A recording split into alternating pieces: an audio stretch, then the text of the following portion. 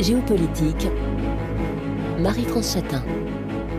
Bonjour et merci de nous rejoindre pour cette nouvelle édition géopolitique dont nous vous recommandons l'abonnement dans votre application favorite de podcast. Jacques Sopelsa et Alexandre Delval sont nos invités à l'occasion de la parution de leur dernier ouvrage, La mondialisation dangereuse aux éditions L'Artilleur. Alexandre Delval est avec nous par téléphone, chercheur associé au Center of Political and Foreign Affairs, professeur de géopolitique et de relations internationales à l'IPAG Business School. Bonjour Alexandre Delval. Bonjour. Et en studio, Jacques Sopelsa, ancien président de l'université Paris 1 Panthéon-Sorbonne et de l'Académie internationale de géopolitique. Bonjour Jacques Sopelsa. Bonjour madame.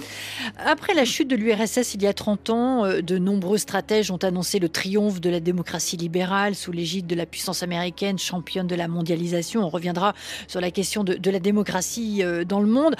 En pleine crise sanitaire qui a dévoilé l'hyperpuissance chinoise, les Européens doivent faire face à la réalité de l'affirmation des puissances du monde multipolaire hostiles à leur universalisme libéral.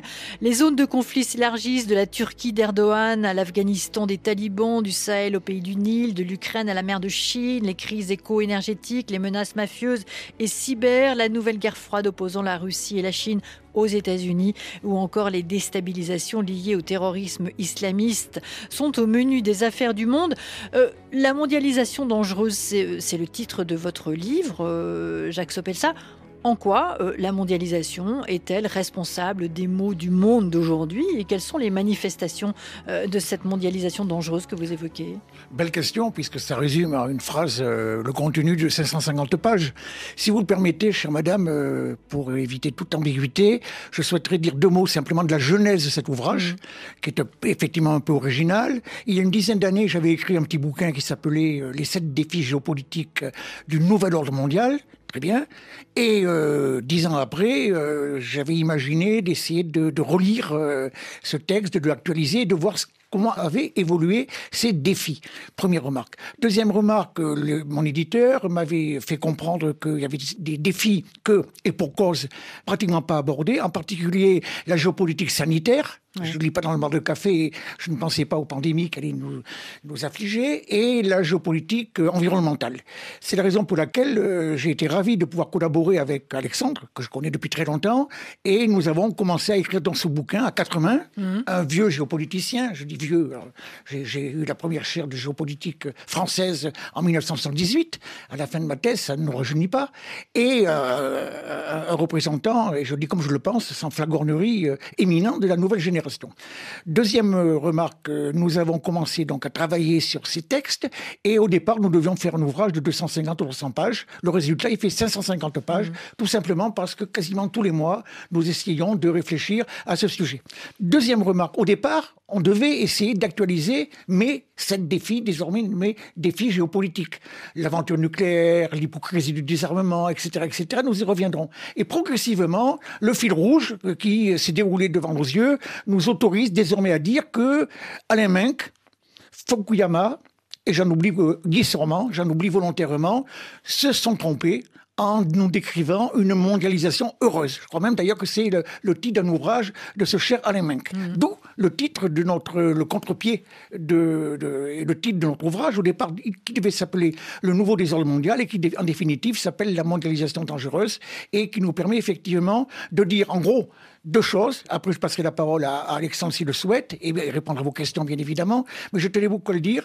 Très modestement, ce bouquin, pour nous, c'est un peu la revanche de Samuel Huntington, qui, vous évoquez, chère madame, il y a une trentaine d'années, les écrits des utopistes comme Fukuyama, l'Empire américain, la mondialisation heureuse, etc. Huntington n'était pas du tout sur ce même chapitre et avait déjà décrit un certain nombre d'éléments qui, aujourd'hui, montrent qu'on peut parler de la revanche de Huntington. Nous y reviendrons si vous le voulez. Cet ouvrage permet aussi de rendre hommage au général Gallois, le général Pierre Gallois, la nouvelle génération le connaît peu peut-être, qui, dès les années 80-90, annonçait le déclassement de l'Occident, annonçait la mondialisation dangereuse. Dans le cadre d'un certain nombre de ses bouquins, nous avons eu le plaisir et vraiment la richesse de le rencontrer régulièrement, tous les deux, naguère. Et le moins qu'on puisse se dire, c'est que ce général est vraiment un prophète en son pays, ce qui est rare et qui fait que ces voix de la puissance, la France entre l'histoire, etc., sont de plus en plus d'actualité. Alors, des classements de l'Occident. Vous ne l'affirmez pas, mais en tout cas, vous posez la question. Alors, Alexandre Delval, j'en reviens tout de même à ma question du début. Quelles sont, Alexandre Delval, les manifestations de cette mondialisation dangereuse que vous évoquez ? Et oui, c'est une question extrêmement importante parce que, comme l'a très bien dit le professeur Sopelsa, la mondialisation est un processus qui n'est pas forcément heureux, mais encore faut-il démontrer et sortir du manichéisme. La mondialisation, elle est neutre. Elle n'est pas forcément heureuse ou malheureuse, elle est les deux à la fois, dans une logique un peu taoïste, elle est yin et yang.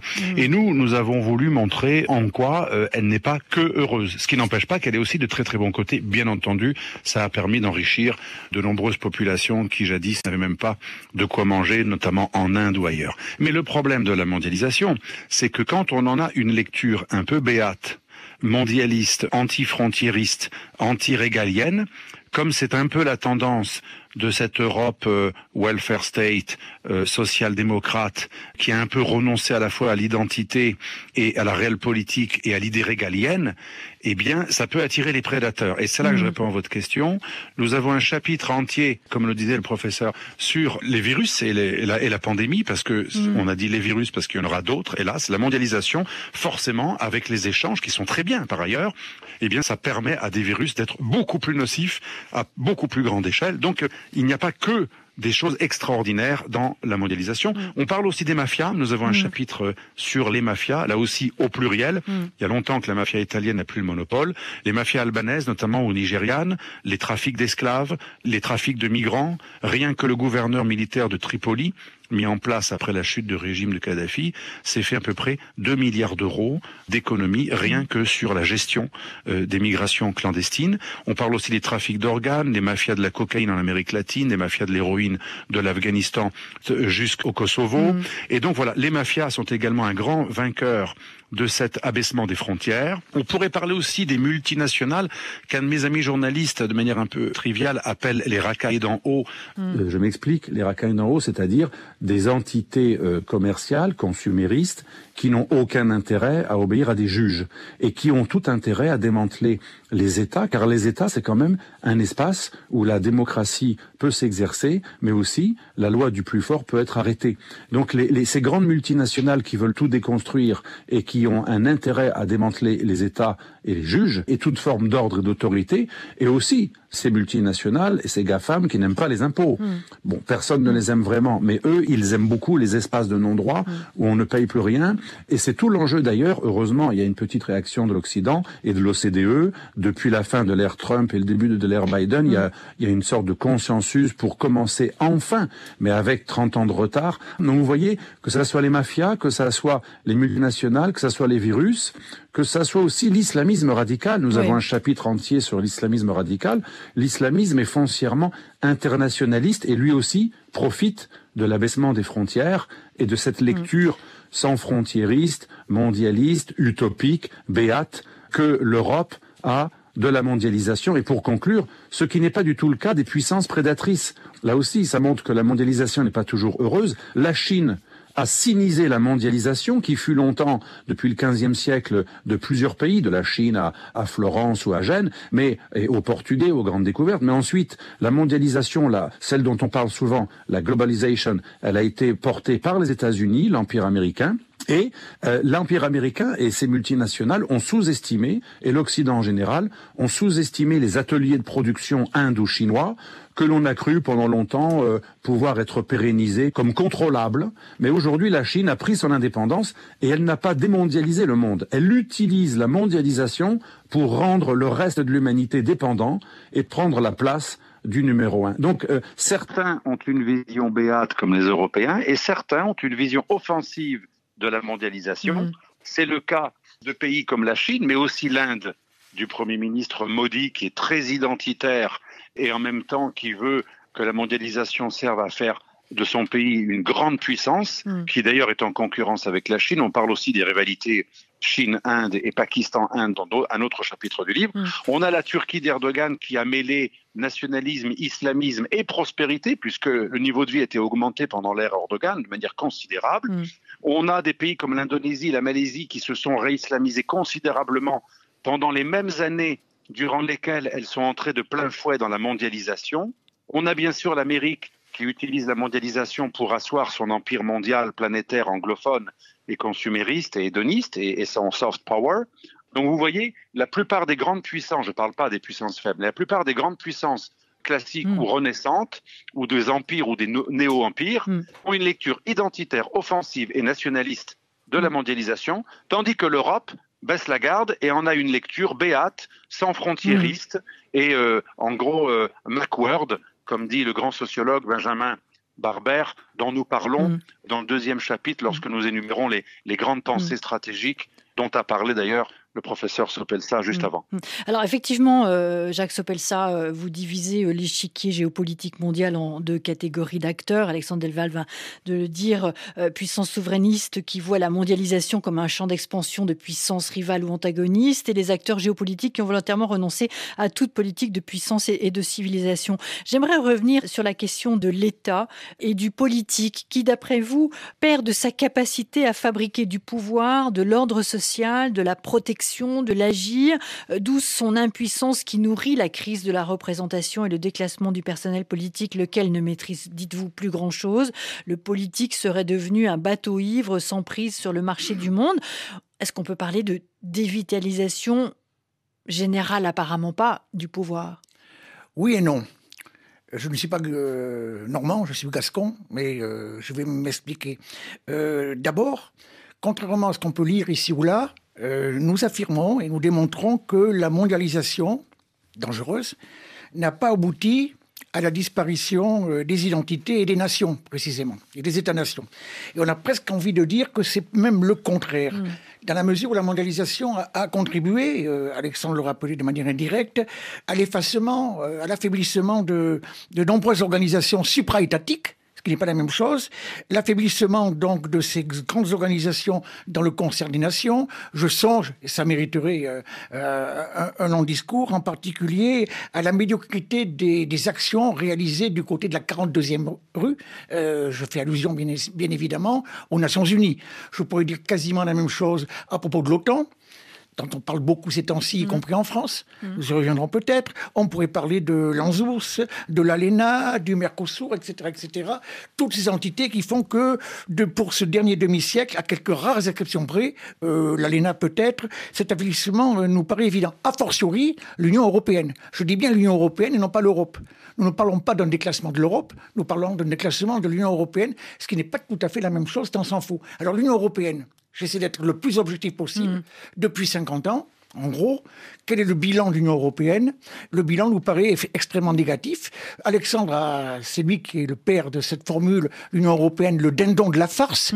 Je confirme cette appréciation, car à une exception près, je suis un peu mal à l'aise pour le dire, mais tant pis, je vais le dire quand même, à savoir l'Europe culturelle et éducative.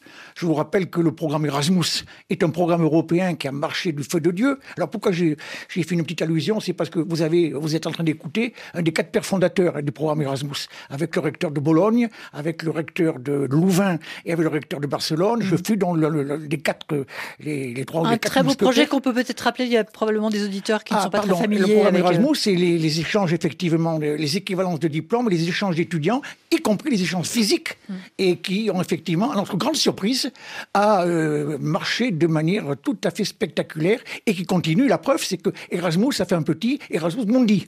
Et au départ, c'était effectivement, on avait fait ça dans le coin de table. Bon, c'était en 1987, si j'ai bonne mémoire. Et en 1988, la Magna Carta des universités. Bon, à cette exception près, certes importante, 2 ou 3 autres nuances, le bilan est assez faible. Et l'Union européenne, c'est quoi? Eh bien, c'est effectivement la conjugaison de 3 facteurs extrêmement négatifs. 1, les modalités de fonctionnement, je vais essayer de peser mes mots, de la bureaucratie bruxelloise. Je ne suis pas sûr qu'on soit invité à Bruxelles prochainement avec de tels propos, mais tant pis, j'assume. Effectivement, ça mériterait de longs discours. 2, et là je suis encore plus sérieux, l'élargissement progressif et à notre avis, mal coordonné, mal contrôlé au fil des ans. Nous sommes passés effectivement de 6 à 28, puis à 27, mais on ne reviendra pas sur le Brexit, ça c'est encore notre problème. Et puis enfin aussi, peut-être, quand on parle de la farce, oui, mais il y a aussi le fait que la plupart de ces pays, via l'Union européenne, se caractérisent par des appréciations telles qu'on peut parler d'une atmosphère de plus en plus mortifère, de culpabilisation civilisationnelle. c'est volontairement que nous employons ce terme de civilisationnel pour reparler d'Huntington, nous y reviendrons peut-être, et de la fameuse haine de soi, qui fait qu'il est ici ou là de très bon ton de faire non seulement de la repentance, c'est un sujet effectivement un peu épineux, mais également d'appauvrir ces initiatives à l'échelle internationale. Je dis bien à l'échelle internationale, car je suis géographe de formation, je suis agrégé de géographie, et je crois effectivement, j'y faisais allusion en introduction rapidement, que Alexandre parle de déclassement de l'Occident, j'assume, mais je préfère nuancer, je parle effectivement d'un déclassement de l'Europe, et dans la mesure où, c'est un sujet qu'on pourrait aborder, l'Empire américain, on n'est pas Fukuyama, c'est pas l'Empire américain triomphant, mais il n'empêche que le bilan, le potentiel, les potentialités de l'Empire américain et de son allié historique, la Grande-Bretagne, nous y reviendrons peut-être, font que le déclassement me paraît effectivement à nuancer. Alors, il nous reste 1 minute et demie avant de terminer cette première partie d'émission, mais je vous pose tout de même la question. Alors, je reviens sur ce que vous évoquez à propos de l'Europe. Alexandre Delval, vous voyez une civilisation fatiguée, lasse, complexée et désabusée. Vous évoquez l'idée que l'Europe est le dindon de la farce de la mondialisation. Elle s'est laissée diriger par les États-Unis, l'Europe, pendant de nombreuses années. Comment voyez-vous la relation qu'il conviendrait qu'elle ait, alors pas l'Europe, l'Union européenne, vis-à-vis de Washington, Alexandre Delval ?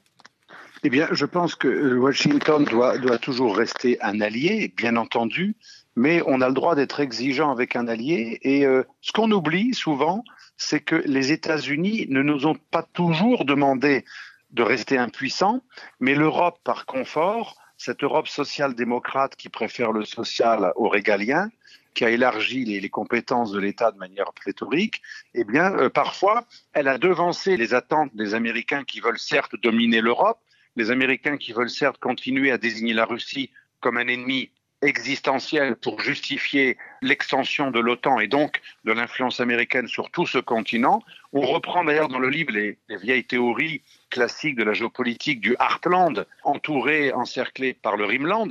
Et l'Europe pourrait très bien décider d'être un peu plus autonome, de développer le flanc européen.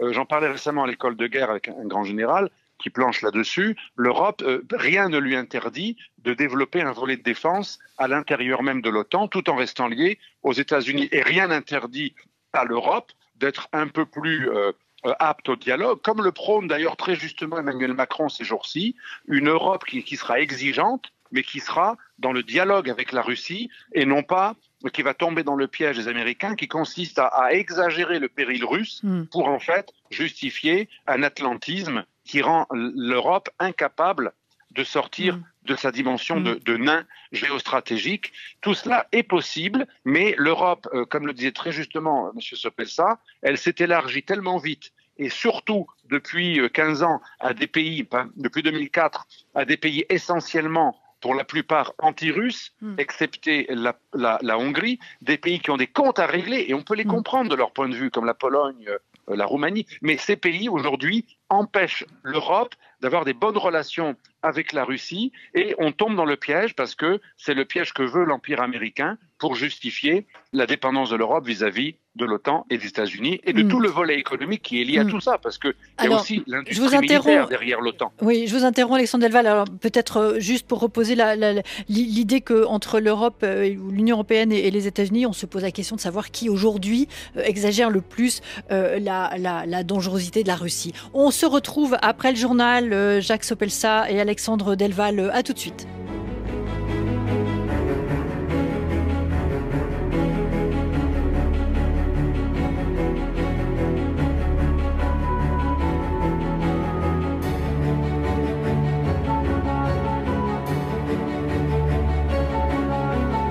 Vous écoutez RFI,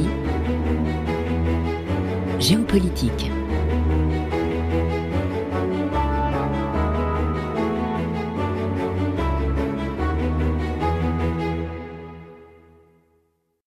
Priorité santé. Igor Strack.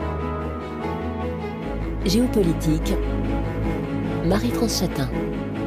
Jacques Sopelsa et Alexandre Delval sont nos invités à l'occasion de la parution de leur ouvrage « La mondialisation dangereuse » aux éditions L'Artilleur.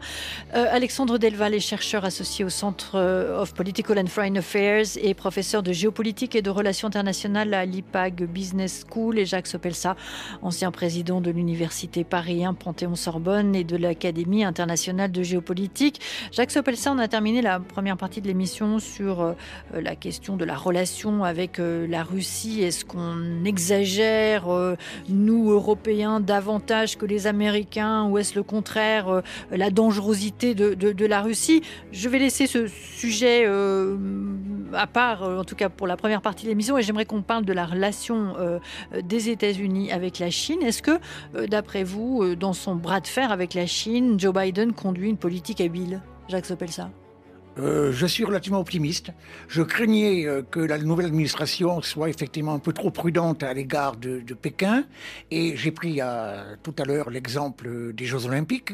Et il y en a d'autres. Le fait que les Américains nous ont un peu précédés, nous Européens, dans la vision effectivement réaliste de ce qu'est la Chine aujourd'hui. Je ne pense pas qu'Alexandre me contrarie, puis c'est un spécialiste de la Chine. La Chine, naguère, c'était le petit imitateur, celui qui copiait nos technologies. C'est terminé. C'est une très grande puissance qui maîtrise toute une série de technologies aussi bien que nous, même mieux que nous. Et les Américains ont été effectivement, depuis quelques années, les premiers à nous alerter sur ce sujet. Je crois que sur ce plan-là, on a encore beaucoup de travail à faire pour informer les Européens des tentatives d'impérialisme de Pékin, qui oublie d'ailleurs de respecter toutes les normes classiques et les bonnes manières au plan des relations internationales, ce qui n'est pas le cas. Mais Alexandre peut prendre le relais de Poutine et de la Russie. Je crois qu'on a trop exagéré, évoqué une nouvelle guerre froide entre les États-Unis et l'Union soviétique. Il y a quelques années, effectivement, du temps particulier de George W. Bush, si j'ai bonne mémoire, on évoquait le fait qu'on diabolisait de nouveau l'ennemi russe. Ce sujet est, je crois, désormais oublié. Et au-delà des difficultés et des conséquences liées notamment à la situation des pays des anciennes démocraties populaires, je crois effectivement qu'on peut être relativement optimiste quant à l'amélioration des relations entre les États-Unis et la Russie, et donc au profit éventuellement aussi de la plupart des pays européens. Alors je vais vous demander votre avis, Alexandre Delval, tout en ajoutant que la Chine n'a évidemment pas dit son dernier mot. Je pense aux questions environnementales. Elle est, la Chine, un énorme pollueur. Vous dites pourtant que le projet de croissance verte de Xi Jinping peut déclasser les autres grandes nations dans la lutte contre le réchauffement climatique, ce qui est aux antipodes finalement de nos verts décroissants, et la Chine qui est la première puissance pour la production d'énergie renouvelable. Autant dire que on a de ce côté-là de la planète des choses et un savoir-faire peut-être sur lequel s'inspirer, Alexandre Delval. Oui, surtout, ce qui est impressionnant dans le déclassement en cours de l'Occident, c'est que là où l'Occident est le plus moraliste aujourd'hui, les droits de l'homme, mais aussi le climat, ça va souvent ensemble, eh bien, même sur ce domaine qui est le socle du magistère moral de l'Occident, eh bien, on voit un début de déclassement, puisque aujourd'hui, les grandes villes chinoises ont beaucoup plus de mobilité propre, comme on dit. Ils sont déjà les premiers en mobilité propre au niveau mondial. Le photovoltaïque, les Chinois en sont déjà les leaders et de très loin, tant dans l'installation que dans la production mondiale. Même l'éolien, ils ont dépassé les Européens. Dans le nucléaire, le nucléaire de demain, un peu plus propre, notamment la filière du thorium qui revient, ils sont également les leaders. Et donc, ne parlons pas aussi en dehors de l'écologie, de la biotechnologie, de la médecine de demain et de toutes sortes de technologies où les Chinois, que ce soit l'ordinateur quantique, on a tout un chapitre sur les biotechnologies qui m'a beaucoup impressionné. Moi, quand j'ai fait mes recherches, je me suis rendu compte que non seulement ils avaient pris leur autonomie, mais les Chinois sont aujourd'hui même meilleurs que les Européens et même que les Américains dans certaines filières et même dans plusieurs filières. Il ne reste que quelques domaines où les Chinois n'ont pas encore toute la technologie, mais dans de nombreux domaines, ils sont même en avance. Ils ont, avec les Indiens, le plus grand nombre de brevets déposés et de diplômés. On a affaire à des pays qui nous ont doublé même dans la matière grise. Et donc ça, c'est extrêmement important. Et pour répondre à l'autre question concernant la Chine, ce que veut véhiculer la Chine aujourd'hui, c'est le message le plus choquant et à mon avis peut-être un des plus importants de notre livre, choquant dans la mesure où c'est contre-intuitif, mais c'est important de voir ce que pensent les autres et pas uniquement nous. Il faut se mettre dans la peau des non-occidentaux. Ce que veut dire la Chine aujourd'hui, c'est quoi? Le virus, les technologies, la dérive de la démocratie démagogique occidentale avec le culte des stars, etc. Aujourd'hui, pour la Chine, les démocraties occidentales ne sont ni vertueuses, ni efficaces, ni vraiment démocratiques. Et c'est tout le message de la contre-attaque chinoise au Congrès des démocraties que lance M. Biden. Qu'est-ce que répond la Chine? La Chine répond, vous êtes des fausses démocraties. Votre opinion est manipulée autant que dans une dictature, sauf que c'est certes apparemment sans violence, quoique votre laxisme et votre individualisme forcené fait que vous n'avez plus d'autorité, il n'y a plus d'ordre, les lois ne sont pas appliquées. Et là, la Chine communique aujourd'hui minimum 30 000 morts par an d'armes à feu aux États-Unis. Chez nous, c'est pas possible. Alors bien sûr, on peut dire que c'est la propagande néo-maoïste de Xi Jinping. Mais ce que veut dire la Chine, et elle l'a montré depuis la pandémie, elle dit « Nous sommes peut-être pas une démocratie libérale comme l'Occident, mais nous avons des élites mieux préparées, plus vertueuses, qui s'occupent vraiment des peuples, tandis qu'en Occident, on a des élites totalement inféodées à des multinationales. Ce que Xi Jinping a diffusé comme information, les élites occidentales faussement démocratiques sont totalement esclaves du capital privé, donc d'intérêts privés. Bien entendu, on peut contrer tout cela, mais c'est important de comprendre que la Chine aujourd'hui se pose en modèle alternatif à la démocratie libérale libertaire d'un Occident qui est dans la déconstruction, le wokisme, le droit de l'hommisme, le moralisme, et qui en fait cache de manière très hypocrite, selon les Chinois, selon les Turcs d'Erdogan, selon Poutine, selon l'Inde aussi de M. Modi, le moralisme occidental serait totalement hypocrite parce que derrière, il y aurait tout de même encore un impérialisme, mais qui n'assume pas ses idées, qui n'assume pas ses objectifs, et qui se cacherait derrière le cache-sexe de la moralisation du climat, du droit de l'hommisme, du wokisme, etc. Et ça, je pense qu'on peut ne pas y souscrire, mais c'est important de comprendre que l'Occident a perdu son magistère moral, il ne séduit plus intellectuellement comme jadis, et le modèle libéral-démocratique occidental, ou libéral-constitutionnaliste, comme dirait Aron, n'est plus forcément prisé par tout le monde. Il y a même un recul de la démocratie de type libéral, et une remontée de la démocratie de type illibéral, voire de la non-démocratie. Et ça change puisque depuis les années 70, la fameuse troisième vague, on avait plutôt une croissance du modèle démocratique libéral dans le monde. Et aujourd'hui, on observe un début de recul.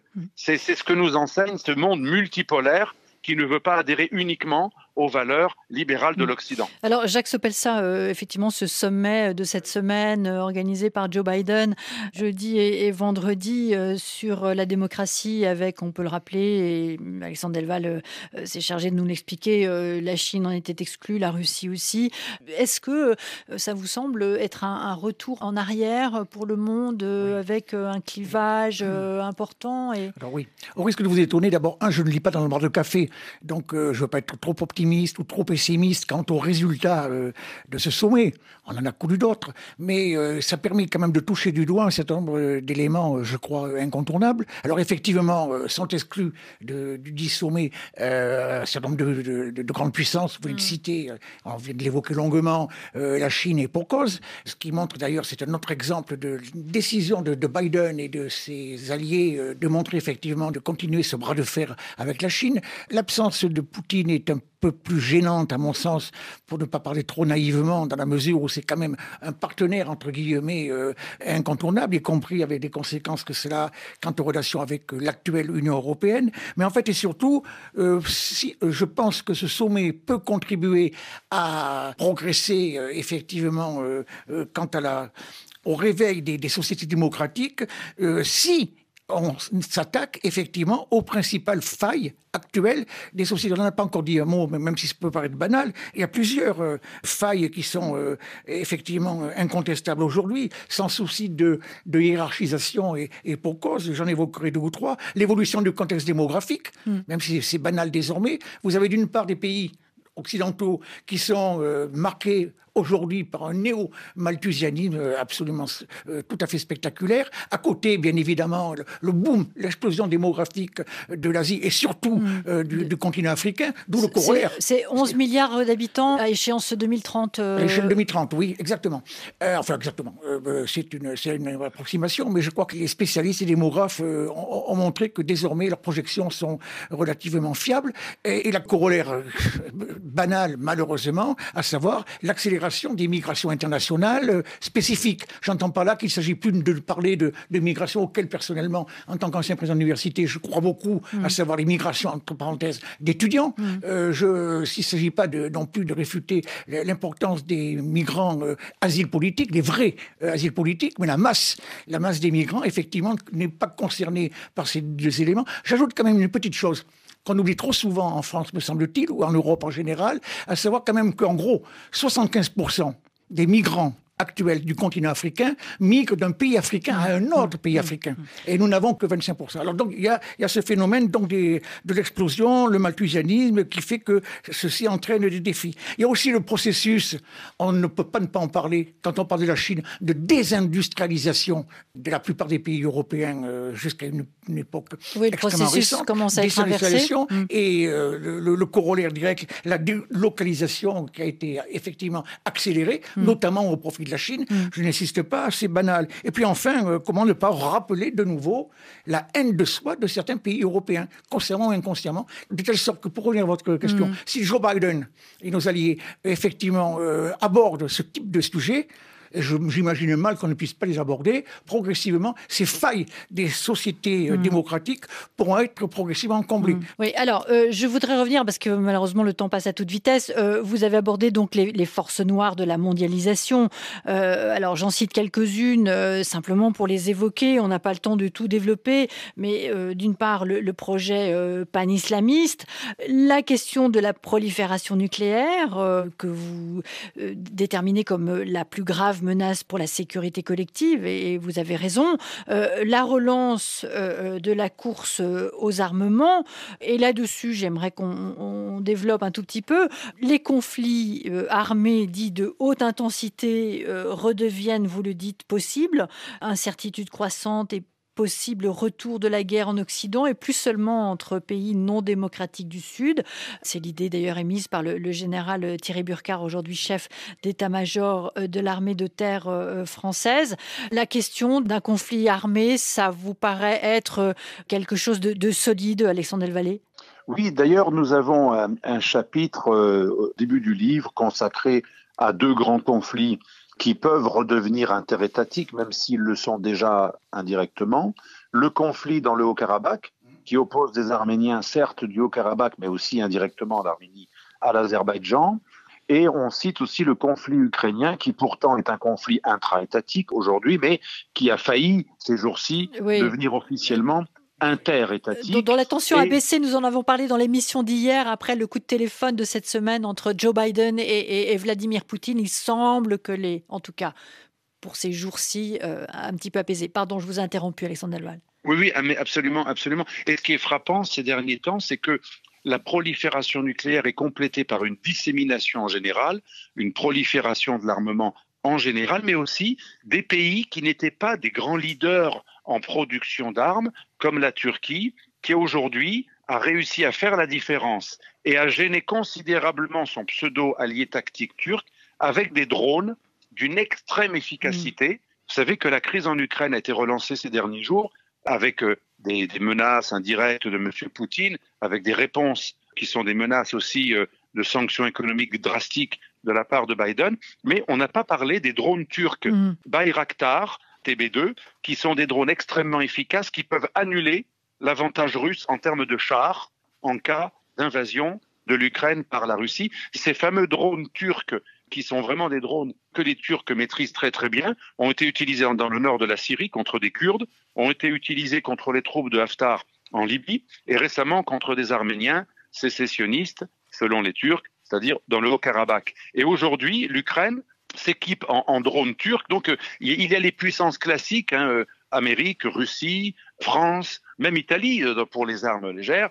Il y a des pays classiques et des Israéliens évidemment, mais il y a aussi des nouvelles puissances comme la Turquie qui comptent dans l'armement non nucléaire, même si, attention, la Turquie peut devenir aussi très rapidement un pays détenant le feu nucléaire si elle le veut, et surtout si l'Iran accède au nucléaire militaire. On en parle aussi dans le livre, dans un chapitre sur la question iranienne, mais aussi la question de Corée du Nord. Donc il y a aujourd'hui des pays qui risquent de devenir des puissances nucléaires militaires et qui sont déjà des puissances nucléaires civiles. Et on a une prolifération et une dissémination des armements. Et comme l'a très bien dit dans de nombreux écrits le professeur Sopelsa, qui est plus spécialiste que moi sur les grands traités de désarmement, ce qui est très inquiétant, si on aime la paix, bien sûr, si on est pour la paix, c'est ces 15 dernières années, une remise en question de la plupart des grands traités de désarmement qui avaient été signés sous la guerre froide et à la fin de la guerre froide et au sortir de la guerre froide, avec un retour à l'unilatéralisme, tant de la part des Américains que des Russes qui prétendent y riposter.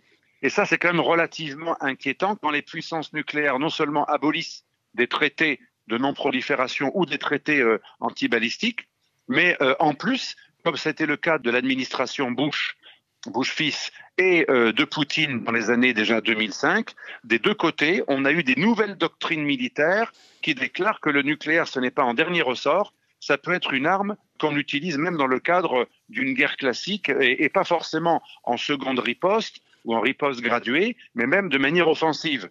Ça, c'est quand même des avancées ou des reculs extraordinairement inquiétants pour la paix mondiale. Et enfin, vous citiez le général Thierry Burkhardt, que nous citons au début du livre, ex-chef d'état-major de l'armée de terre, quand il dit qu'il faut se préparer au pire et que les conflits de haute intensité reviennent et que les guerres interétatiques reviennent également, alors que depuis des années, c'était plutôt des conflits intra-étatiques. Nous avons énuméré un certain nombre de conflits, dont 37 conflits ouverts et 2 ou 3 conflits interétatiques presque assumés ces derniers temps, mais aussi de nombreux conflits qui pourraient dégénérer sur une catastrophe régionale ou mondiale, notamment Chine-Inde, Inde-Pakistan, Amérique-Russie, Amérique-Chine, et bien entendu autour de Taïwan. Comme vous le savez, et je conclurai là-dessus, Taïwan, c'est extrêmement stratégique parce que c'est une place forte, c'est une situation maritime exceptionnelle, mais aussi Taïwan, c'est le leader des semi-conducteurs et des puces, et c'est extrêmement important pour la Chine de réunifier les deux Chines, mais aussi de contrôler tous les domaines de la technologie moderne qui permet de faire tourner l'économie mondiale, notamment digitale. Et là, ça va être un enjeu majeur. Qui va céder en premier? Est-ce que l'Amérique laissera Xi Jinping prendre Taïwan sans réagir militairement? C'est une grande question. Les Chinois pensent que c'est trop tard pour faire une guerre militaire. Alors, est-ce qu'il y aura une guerre économique drastique? Là, on n'a pas une vision assez claire de l'avenir, mais tous les stratèges se posent beaucoup de questions autour de la situation de Taïwan. Alors, je conclurai sur votre conclusion, Alexandre Delval, pour rappeler les 3 constats que vous faites et qui vous semblent peu discutables. Le premier, le monde occidental et l'Europe en particulier vous semblent promis à court et moyen terme à un indéniable déclin du fait de la gigantesque course technologique qui constitue un élément incontournable de la toile de fond du nouveau désordre international. Les fondements sécuritaires sont aujourd'hui profondément perturbé. Et l'avenir, eh bien, il va soit, dites-vous, vers une exacerbation des tensions qui pourraient aboutir à un 3e conflit mondial, soit emprunter les voies de la paix universelle. C'est avec cela que se termine cette édition de Géopolitique. Merci Alexandre Delval. Je rappelle que vous êtes chercheur associé au Center of Political and Foreign Affairs et professeur de géopolitique et de relations internationales à l'IPAG Business School. Jacques Sopelsa, ancien président de l'Université Paris 1 Panthéon-Sorbonne et de l'Académie internationale de géopolitique. Votre dernier ouvrage à tous les deux, La mondialisation dangereuse, aux éditions L'Artilleur. Géopolitique était signé Marie-France Chatin, Cécile Lavolo, Nicolas Benita et Victor Hull. À samedi prochain.